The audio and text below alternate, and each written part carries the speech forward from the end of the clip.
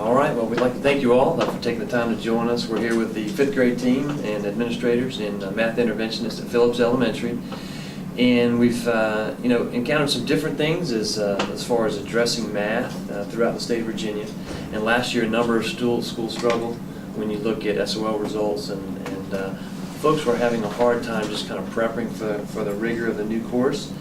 And when you look at trend data here at Phillips over the last several years, very successful scores in math, and throughout the region, really very successful scores in math. And then you got to last year. And one of the things that impressed me was the performance at the end of the year, the grades 3, 4, and 5 here at Phillips. So an 80% pass rate, which was an anomaly. I mean, when you look at results of students throughout not only this region, but the Commonwealth. So the other thing is when you look at your performance here on benchmark assessment data, it tends to consistently be above and beyond division average. And when you compare your school's population, for example, 61% roughly free and reduced lunch compared to schools with 28% or schools with 85%, Phillips consistently ranks above and beyond. So it's been interesting to me to sit down to find out more about your model, and that's the purpose of today. Really what's happening here at Phillips that you all can kind of attribute to some of the success. And an interesting thing for me has been that I would assume with now the 30-minute intervention block being built into the day that you all are spending perhaps quite a bit of time during the intervention block in math. But what I've come to find out is really you're spending little time, because really reading is your emphasis during the intervention block. So obviously there's some things that are happening during core instruction that here have been found to be very successful, and so that's really why we're here today. I guess maybe if we can start going to the beginning of the year. So beginning of the year, maybe August, you're here, before kids come back, are you having discussions then about, because what we're talking about is really ability grouping kids for core instruction during math. How early do you start those conversations? I tried to gather up the SOL scores as soon as we could get them and have them available. What I did this year was make a Google Doc where I listed all of the students and we put in any information we had with 5th grade. Of course, we looked at their 4th grade SOL scores. And that was just kind of a starting point. Once school started, we have an assessment and kind of a pre-assessment that we gave to all of our students. I also loaded that information into our Google Doc. And from that point, we kind of sat down and looked at what information we had. We had discussions with the previous year's teachers. I was fortunate enough to be able to work with the 4th grade last year, so I had some knowledge of some students also. So just kind of putting all that information together, putting everything on the table, and kind of going from there to look at who we would be supporting in those groups, in those lower classes. So the pre-assessment, talk a little bit more about that. Is that something, was that a division assessment, or was that something you all used, interactive achievement, or? Well, it wasn't interactive achievement. It was something that was developed by a previous math specialist that was here that we've been using over the past several years. And that's given to kids in which grades? Well, we've done it in all grades. Well, 2nd through 5th. There's an assessment for all of those grades. So they take the assessment. Does that come into play as far as placing kids in homerooms, or is that pretty much with the exception of? The homeroom really doesn't affect our math groups. All right. Homeroom is set before they even step foot into the building. We have their homeroom set.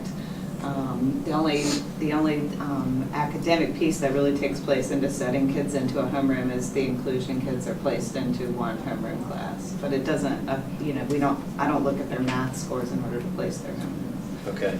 And we waited until at least the 2nd week of school to actually move the kids into their math classes. So we took the first week to do the pre-assessment, have it scored, and then meet and talk about who should go where.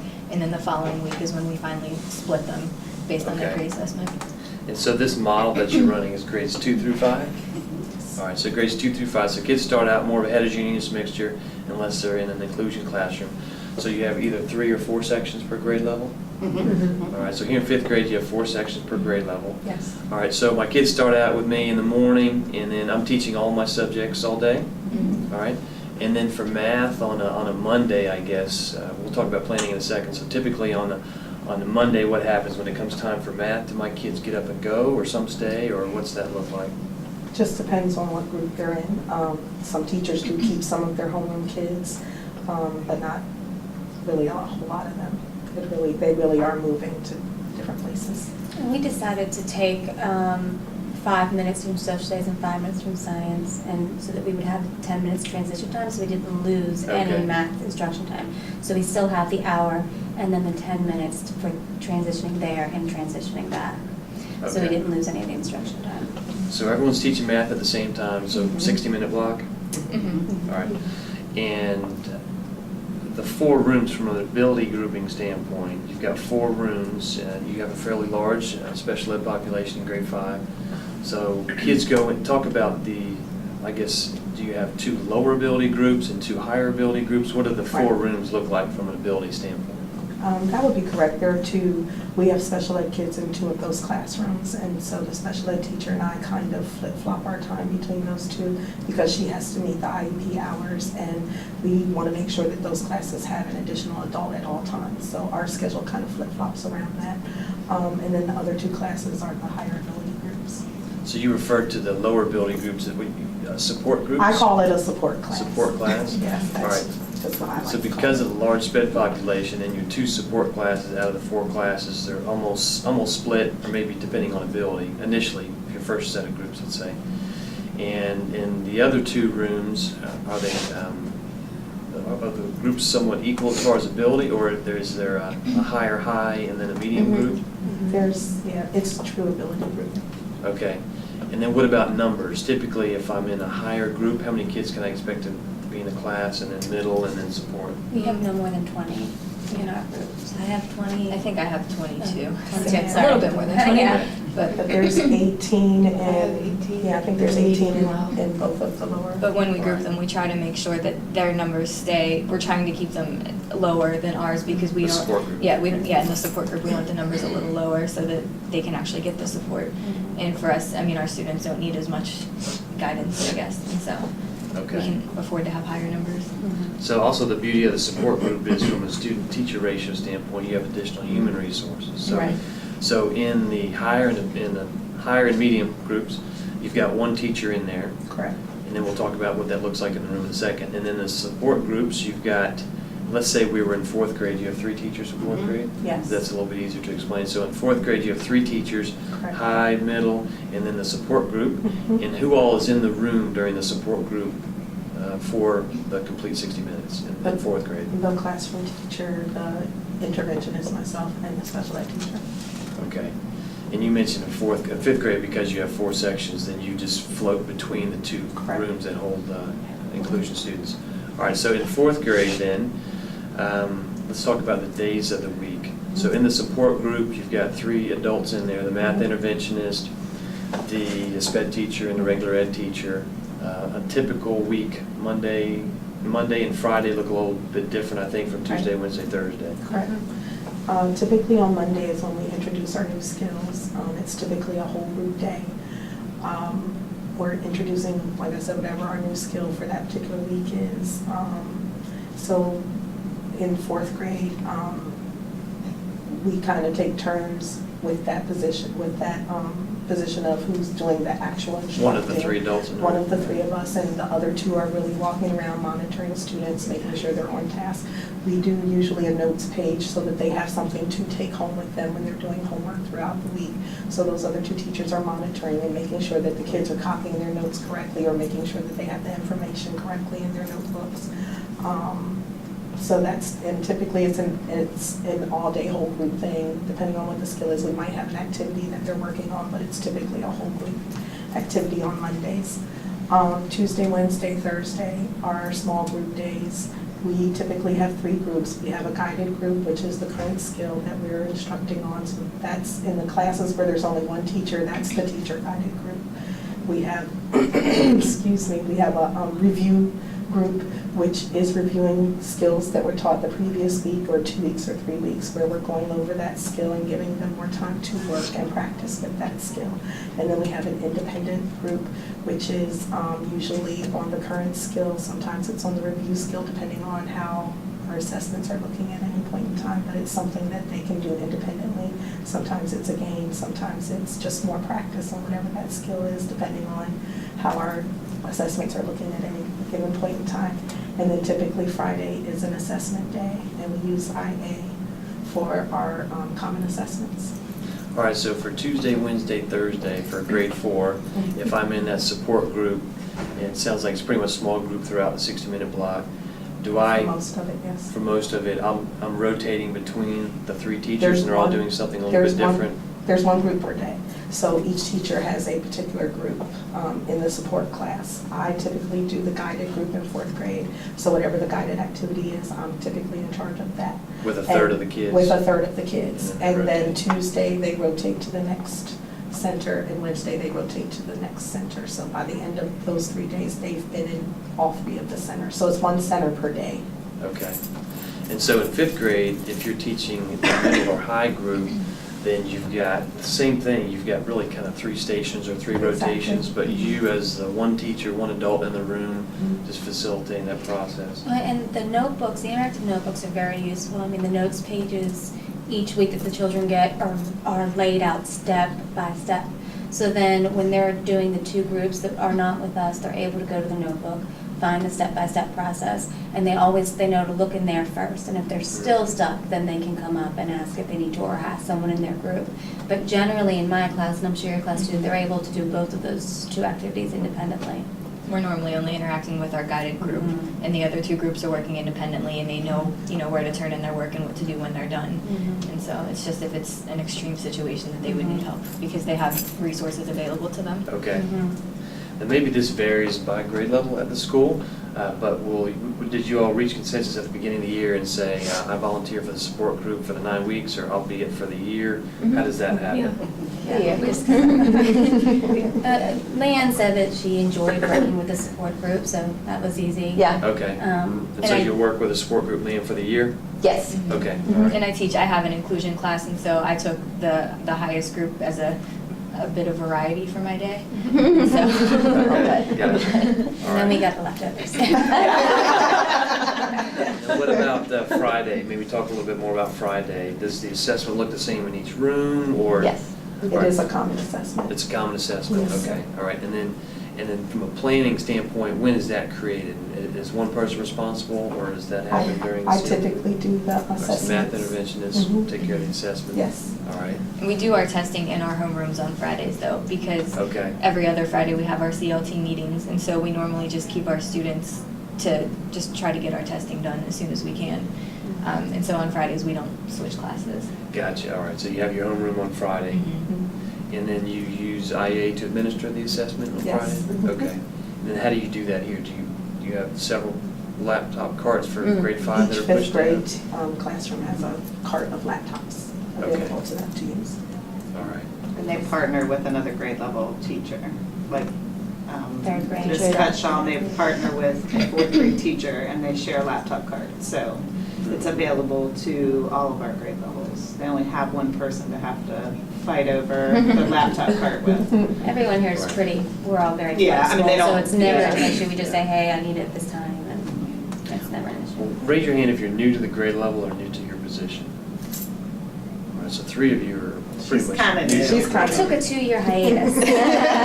She was I tried immersed first the grade last. for a couple of years. And that's one of the things that I find very interesting about this, is the fact that it's not just a pocket of excellence, it's not just 3rd grade that's knocking it out, it's really 2nd through 5th. And then you would expect teachers who've been working here for a considerable amount of time on grade level, but really it's not. I mean, you see more than half the folks, raise their hand as far as new to the grade level this year. So the model's working. One other piece, we're seeing some issues with kids, particularly moving on to secondary level without a strong skill set with just basic computation. And when I was observing in your rooms, I noticed a chart that kids have, I guess, within their interactive notebook. It's a chart to monitor their own progress, and it looked like it kind of focused on computation. So similar, curious if you're doing some things that are like, math time tests on a weekly basis, or what that looks like to really emphasize computation, because in order to really be successful, what the state's saying on a more rigorous assessment, you need to be able to spit out your facts, whether it's addition, subtraction, multiplication, what have you.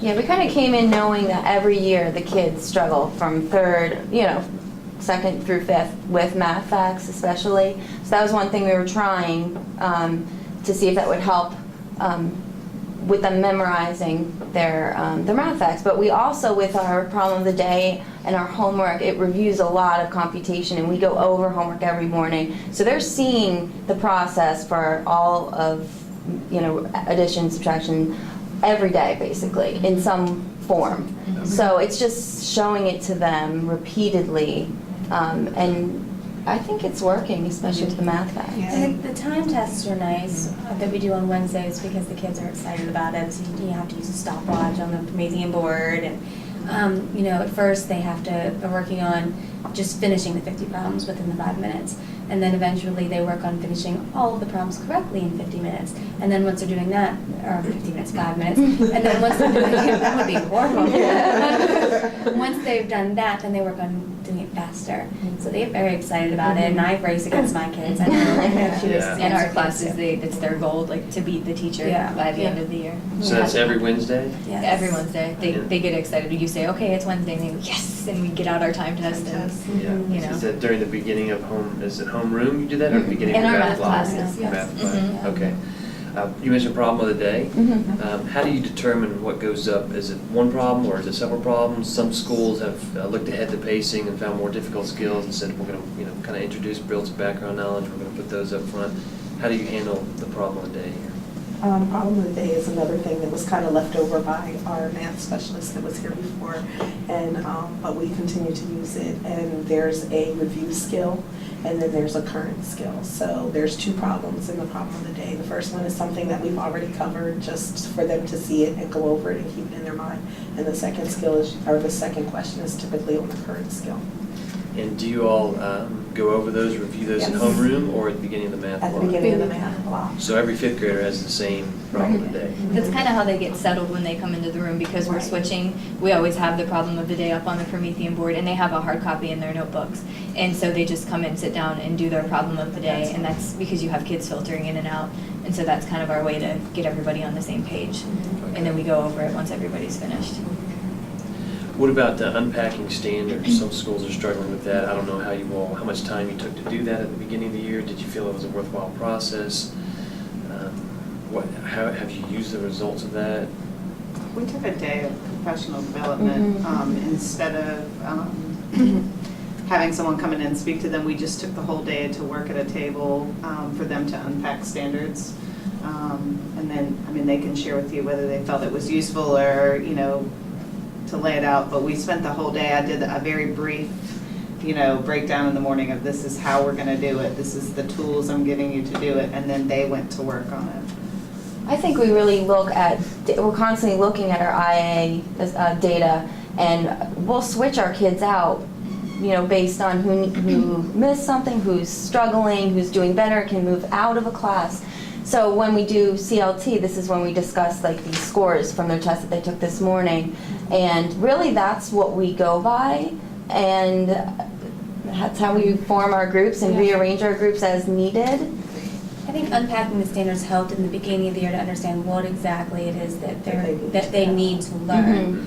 And once we got those standards unpacked, and Jerry, Lynn, and Jill do the planning for math, and they've done a great job with unpacking the standards and understanding what the kids need to know, so that we're not teaching them things that are just going to get jumbled up in their mind. And once that was done, like Leanne said, now we can just focus on the results. Right. And I find, what is helpful, and it's kind of something that I've had to do this year because I'm new to the math interventionist position, but I like it for when I'm preparing notes. A lot of the things that we have in fifth grade, fortunately, are things that we've had from previous years, but we're always adding to it and changing it. But for instance, in second grade, this was not necessarily a process that they used as much as we have in fifth grade. And so in second grade, looking at the standards and reading through it and understanding what it is they have to do is helping me develop those notes that I can give to those kids. This is how you solve this problem. And so for me, as the math interventionist, I think it was helpful to look at those standards and know exactly what it is that the kids need to be able to do, and then I can present it to them in that way. What about planning? You mentioned planning. So I guess when does that happen? And it sounds like you have a couple of folks, maybe math experts on the grade level, and they take care of the planning for each homeroom. Yeah, just like we delegated which class, we also delegated subjects. Okay. So, each one of us is responsible for planning it and giving everything that the teacher needs for the following week for that subject. And Jill and Jerry then do math. So at the beginning of each 9 weeks, mostly Jerry Lynn does it, but sometimes we'll chat a little, and she kind of comes up with a calendar of, we look at the pacing guide, and so then we map out a calendar of each week what our new skill is going to be, and we also put in there what we're going to review on that we've already learned. And so we set up that calendar, and then every Monday we get together and we look at that and we figure out, okay, what are we going to do for the following week? And we do have a lot of resources that we've used in years past, but even this upcoming week, we wanted to make sure that we had more variables review. So we had to change some of the homework assignments to, work on the current skill, but also we know that they're struggling with variables right now. So we threw some of that in there just to keep going over what they need to practice.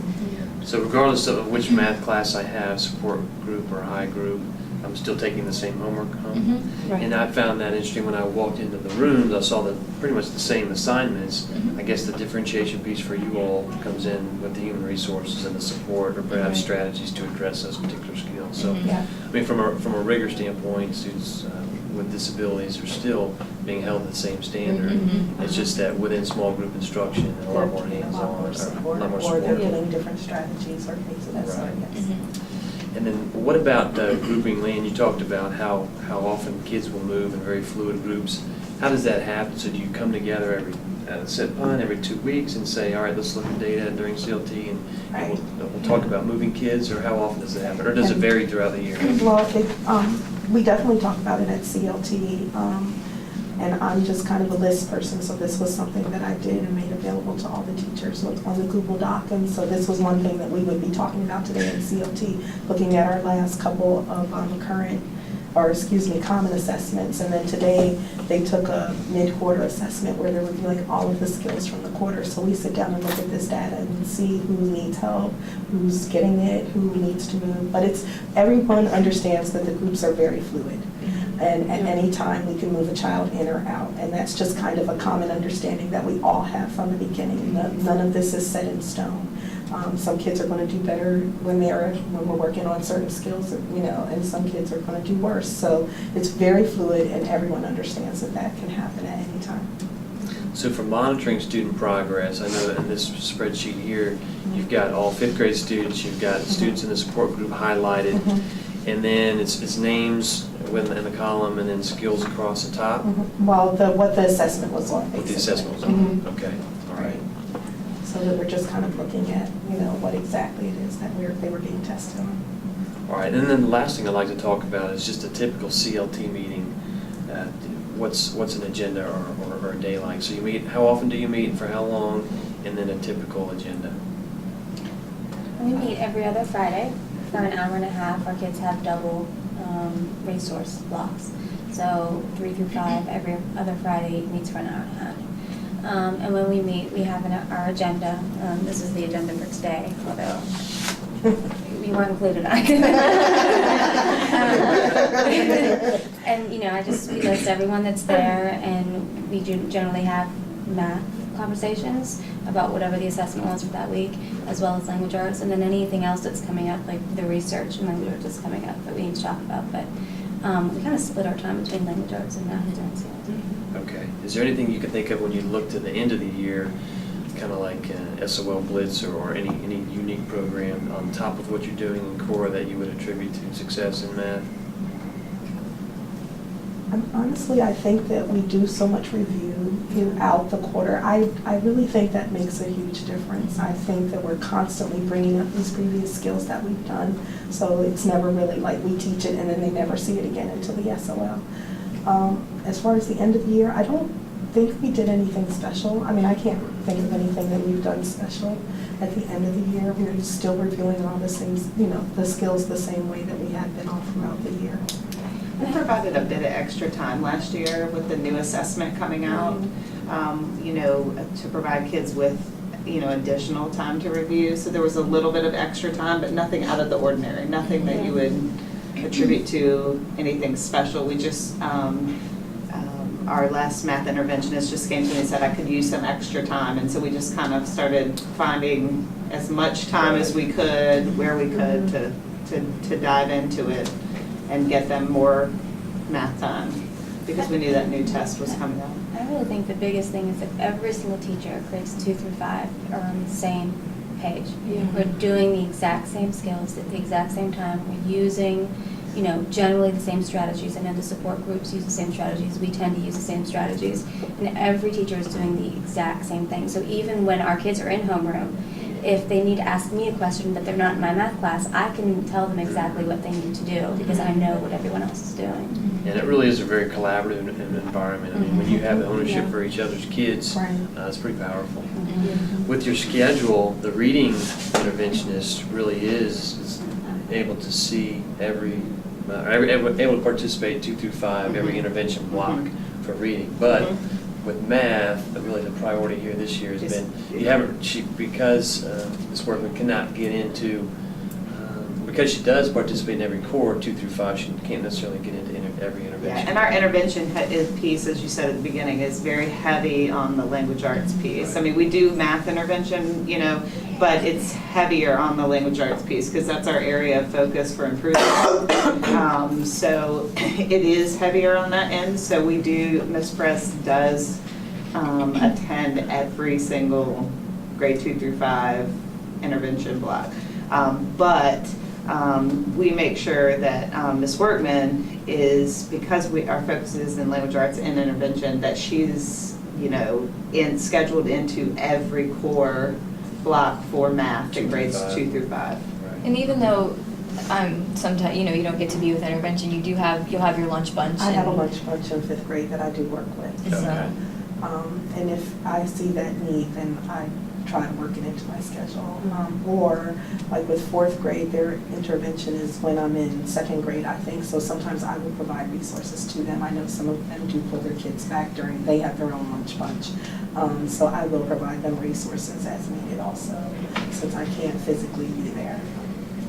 Well, I certainly appreciate you all taking time out of your schedule, allowing me to kind of hijack a bit of your CLT meeting this morning. It's been very informative, and kudos to you all for a job well done. I mean, the results speak for themselves, and as you continue to refine the model, hopefully this will be a resource, this conversation, to others who are exploring some ways to improve core math instruction. So thank you for your time.